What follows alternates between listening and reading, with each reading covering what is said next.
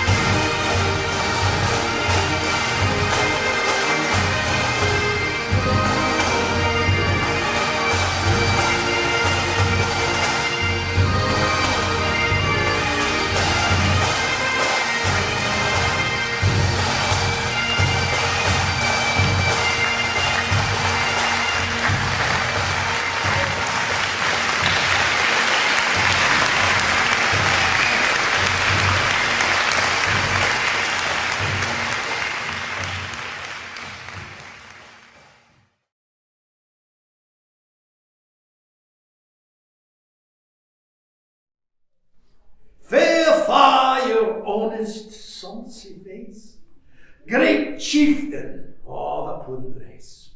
Upon the my tak your place, pinch, tripe, or fair, will I am worthy your grace, as long's me air.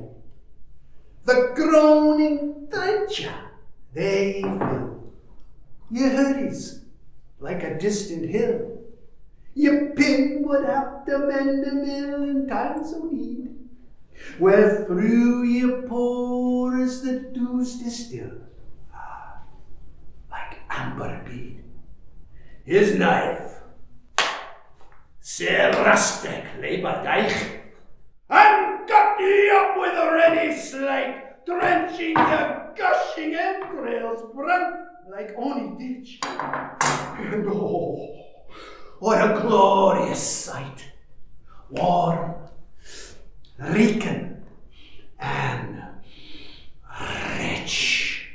Then horn for horn they'll stretch and strive, they'll tack the hindmost on they drive, till the wheel-swallowed kites be live, or bent like drums. Then old good man makes like to ride. Bethank ye, Pom.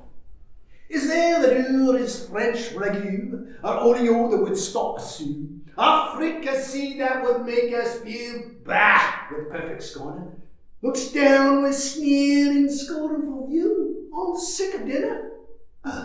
Pardie, oh, see him on his trash, as feckless as a withered rash, his spindle shark, a good whiplash, his knee and knit, through bloody floods of fields to dash. Oh, how unfit. But mark, poor, the rustic Haggis fed, the trembling earth resounds his tread. Clap, then it's within him a blade, he'll make it whistle, and legs, and arms, and has a sled, like taps of bristle. Ye powers what make mankind decay, and dish them out the bill of fare. All Scotland won't nae stinking where that drops her luggies. But if ye wish her a grateful prayer, gie her a haggis. To the haggis!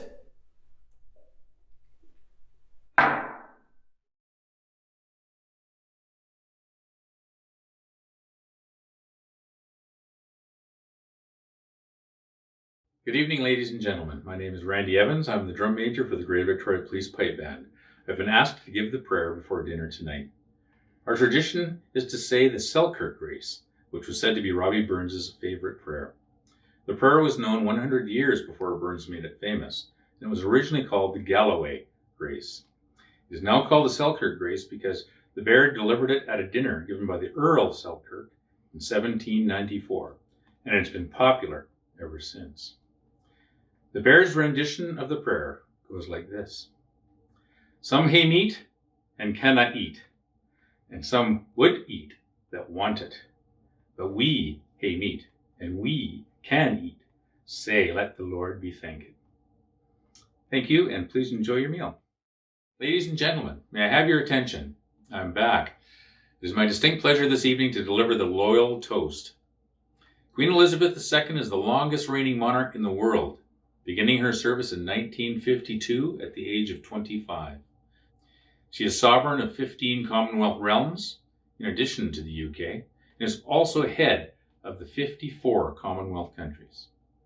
Ladies and gentlemen, please rise and join me in a toast to Her Majesty, the Queen.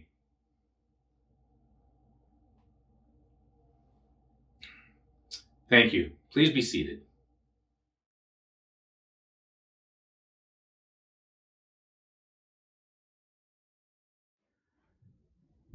Good evening, honored guests. It has been asked of me to lead a toast to the Lassies, those fair and fine creatures who are occasionally so benevolent as to grace us laddies with their presence. I myself have been blessed, or cursed, in that I've grown up largely surrounded by lassies. Sisters, mothers, cousins, aunts, nieces, dogs. And if I've learned one thing, it's that you should never presume to know anything as a sure fact about the lassies. Well, that, and that if they're complaining about a problem, you should just bloody listen and stop trying to solve it. Women certainly face different issues than men in the world. Wage inequality, unrealistic societal expectations, being told to smile all the damn time. But are those really so comparable to the mysterious mess that maligns men? The dreaded man cold. For those of you who are unaware, a man cold refers to the male tendency to lose his ability to function and resign himself to the couch at the earliest sign of an illness. The lad then relies on the goodwill and patience of his lassie to fetch him all that he may need. Soup, fluids, the TV remote. Though, if you look at the state of the world today, and the fact that you're watching this as a recording and not live, maybe it isn't the worst idea to stay home with the slightest tickle in your throat. Women make up the better part of the Greater Victoria Police Pipe Band, often in numbers and always in quality of character. I can personally attest that the band is more presentable for having ladies in it, as on more than one occasion I've had an errant piece of uniform remedied by one of our resourceful ladies. Burns himself made his opinion on the lassies well known in his writing, both his appreciation of their form and his advocating for their rights. I'll finish with one of his stanzas that shows the high regard in which he holds women. Old Nature swears, the lovely dears, her noblest work she classes O. Her prentice hand she's tried on man, and then she made the lassies O. So, gents, I ask you to raise a glass to our gorgeous gals, to the lassies.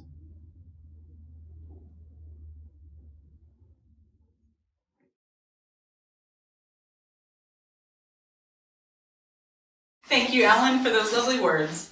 Would a rose by any other name smell as sweet? Sorry, wrong bard. Ladies and gentlemen, it falls to me, the allocated lassie for the evening, to take up the challenge of replying to Alan's toast. And what a wonderful toast it was. And I would personally like to thank him very much for his lovely words about us lassies.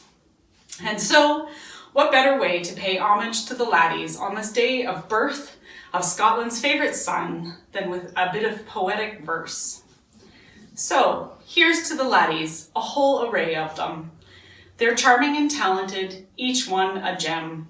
Where else can one find such superior men who excel at talking and eating and drinking whiskey so well?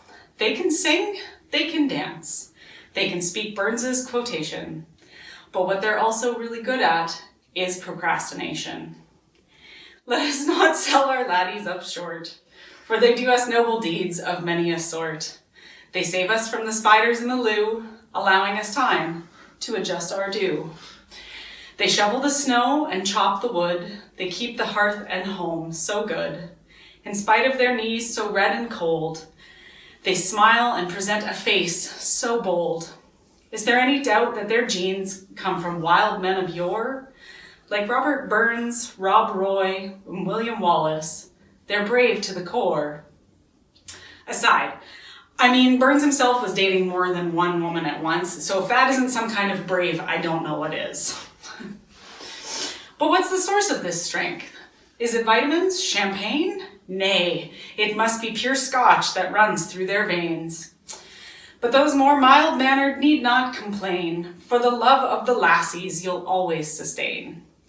As long as you shovel the snow and chop the wood, you're handy, you're dandy, bless your hearts, you're just so plain good. So with this one last tribute, let me conclude that in this age of the cold computer mood, our laddies, like pipers in the mist, bring music to our hearts. Thank God they exist. We love them for their honor, for their courage, and their pride. Indeed, there's nothing we can't do with a good lad by our side. So ladies, please stand and raise your glasses to toast each noble lad. Not only are they heroes, but they're our heroes wearing plaid. To the laddies.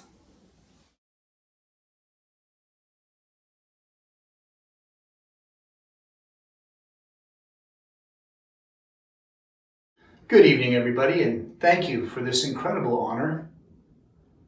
Robert Burns, also known as Robbie Burns, Scotland's favourite son, the ploughman poet, Robden of Solway Firth, the Baird of Ayrshire, and in Scotland is simply the Bard, was born January 25th, 1759, and he died July 21st, 1796. We're all in agreement that he is widely regarded as the national poet of Scotland. So it's not my intention to tell you the story that's been told thousands of times, but what is it about this man that has created such devotion and admiration that his birth is still celebrated by millions worldwide? I certainly don't have the answer, but I will share some thoughts. It is said by some detractors that Burns is more praised than read. Some charge that Burns is the most recited poet by drunken men. They maintain that most Burns gatherings are solely for the purpose of meeting to eat and drink, and are similar in nature to those who show up for church once a year at Easter. Now, had Robert Burns lived today, his earnings for one song alone, Auld Lang Syne, would have made him a multi-millionaire on par with writers like Irving Berlin and George Gershwin, and at least as famous as performers such as Elvis Presley and Paul McCartney. Yet when he died in 1796 at the age of 37, he was poor and asking for financial help from his friends and his acquaintances. So what was it then about the life of this fellow, born into a poor farming family and departed in poverty, that brings Scots together each year to celebrate his memory? Why don't groups gather annually to celebrate the memory of their famous writers from their nations? For example, why is there no Dickens dinner, or Tolstoy tea, or Shakespeare roast, or Balzac barbecue, or some other such event? Perhaps he was a Scottish everyman. Perhaps his writing spoke to the basic emotions, thoughts, desires, and fears of every person, regardless of nation or rank. One thing we all seem to understand is his love of wine, women, and song. He was, and still is, an inspiration to countless generations of lyricists, poets, and writers. In 2009, he was voted by the Scottish public as being the greatest Scot to have ever lived, through a vote run by the Scottish television channel STV. Again, you have to ask why. I think in affairs of the heart, he was the James Dean of his time, the Mick Jagger of the day. The hard-drinking, outspoken man about town that drew women to him like moths to a flame. He fathered 10 children, although only 4 survived. His first child, Elizabeth Patton Burns, was born to his mother's servant, Elizabeth Patton. At the same time, he was beginning his courtship with Jean Armour, who eventually bore him 9 children, with only 3 surviving. Within a few years, he met and fell in love with Mary Campbell, who he met at church, and for whom he dedicated the poems The Highland Lassie, Oh, Highland Mary, and To Mary in Heaven. His song, We Go to the Indies, My Mary, and Leave All Scotland's Shores, suggests they plan to immigrate to Jamaica together.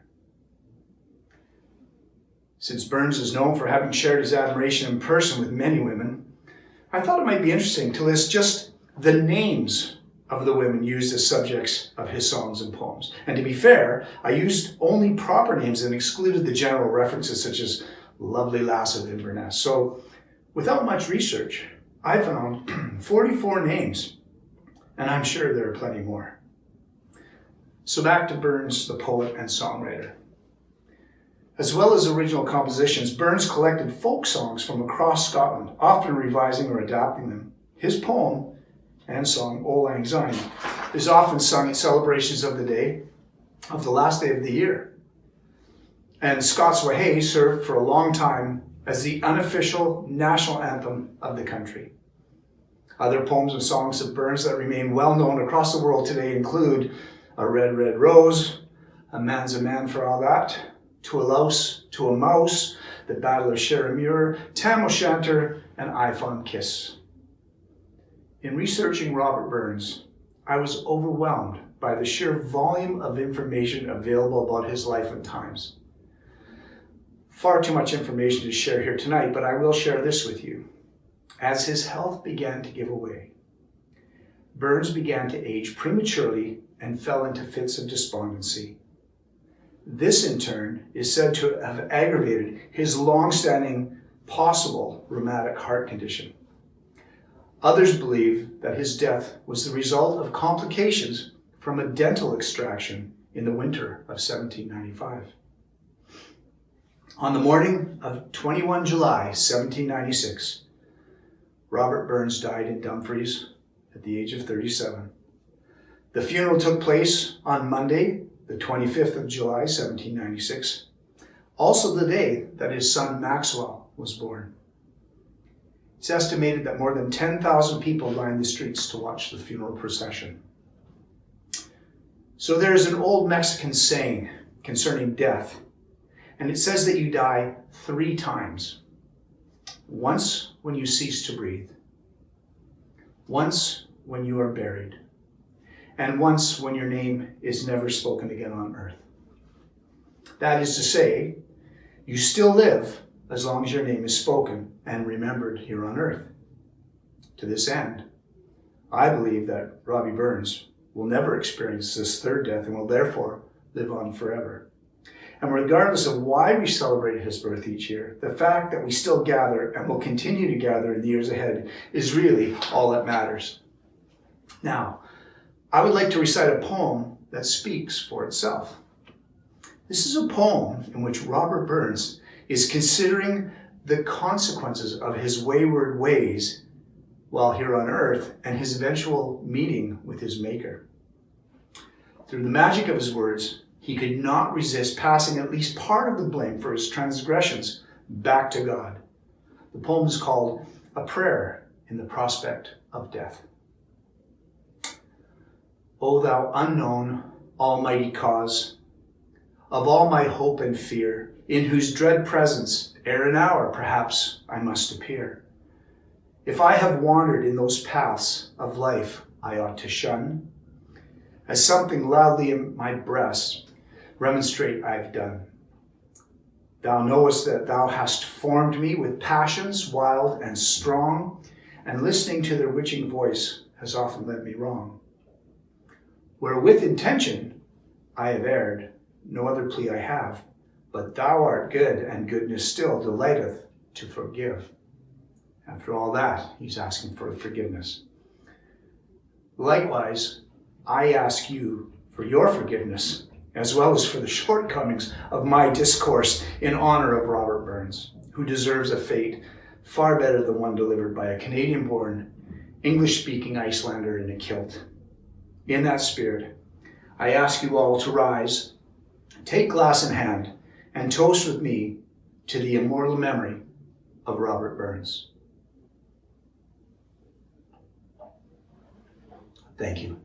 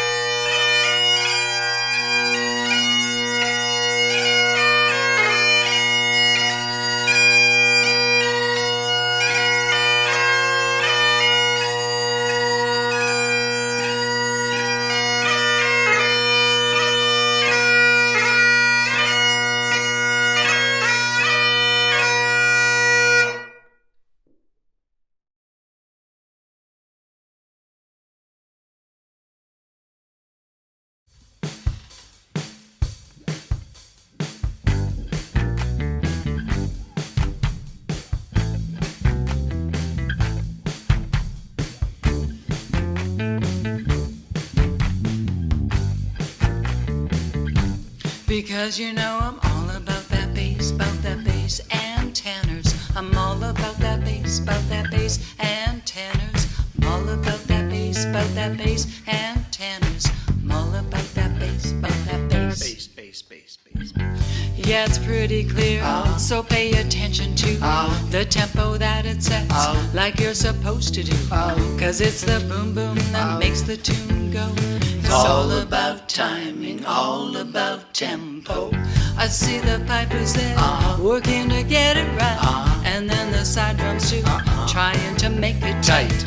But where's the beauty to make it pop? Just by adding in the bass drum, takes it right over the top. Yeah, the pipe major told me don't worry about your style.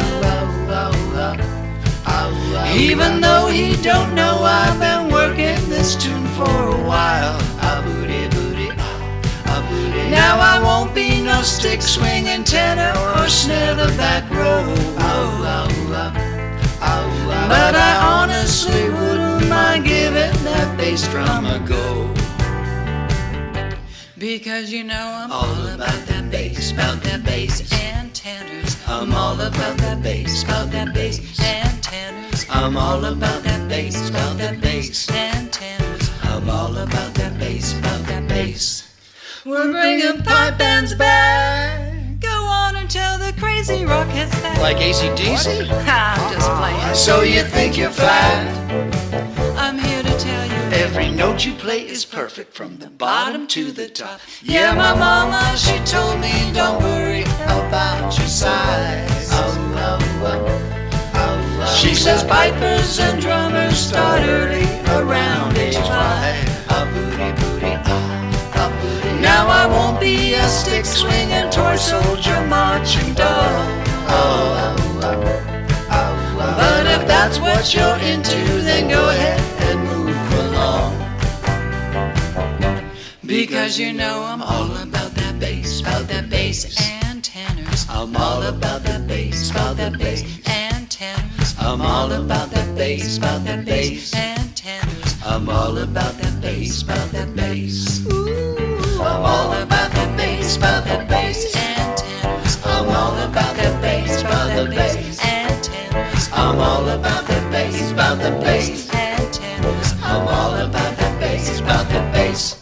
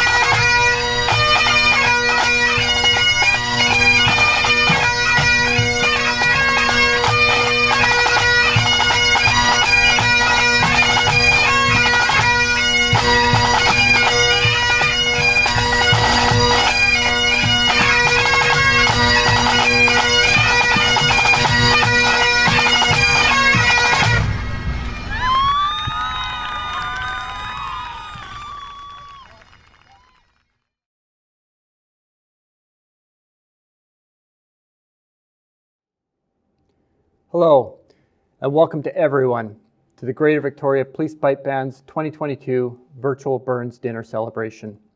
My name is Dean Duthie, and as Deputy Chief Constable for the Saanich Police Department, I have the honor of representing the Greater Victoria Chiefs of Police and RCMP detachment commanders as an executive member of the Police Pipe Band. I, along with the band, were really hoping to return to our regular format of celebrating Robbie Burns Day together with all of you in person this year. Getting together as a community, sharing stories, laughs, and goodwill is what the Robbie Burns celebration is all about. However, as we all experienced, 2021 proved to be another very challenging year, as we all had to remain vigilant, adaptive, and responsive to the rapid and unpredictable changes of the pandemic and its successive waves. This uncertainty impacted the Police Pipe Band personally and as a team. The introduction and transition of many provincial health orders and restrictions required a sound ability to assess risk, adapt plans and schedules, and respond by identifying safe and compliant options and opportunities that would help keep the band members safe while still allowing for connection and practice, many of which were virtual and in small groups. I say this because your band is a close-knit team of talented and committed musicians that share a common purpose to foster interorganizational camaraderie, enhance the profile of police within the community by continuing to build connections and relationships, and promote appreciation for the music and pageantry associated with Scottish pipe bands. The relentless commitment and dedication of the band allowed them to persevere, as at various times throughout the year, when restrictions would permit, they moved into action to deliver their renowned performances at some local functions. And these include the Victoria Highland Games opening ceremony, Canada Day tribute at Craigflower Manor, British Columbia Law Enforcement Memorial, Saanich Cenotaph Remembrance Day ceremony, Britannia Propat Legion Remembrance Day performance, and the Victoria Santa Parade. It is with tremendous respect and admiration for each and every band member that I express the sincere gratitude held by the Greater Victoria Police leaders for continuing their steadfast commitment to promoting healthy police community relationships and partnerships through difficult and challenging times. Their demonstration of awareness and respect for personal, team, and community health while remaining resilient to change has been simply amazing. Before we raise a glass in honor of the band, I would like to sincerely thank our medical professionals, first responders, care workers, service industry personnel, and communities for contributing in your own special ways as we continue to push through these challenging times together. Please join me by standing and raising a glass to the band and a healthy 2022.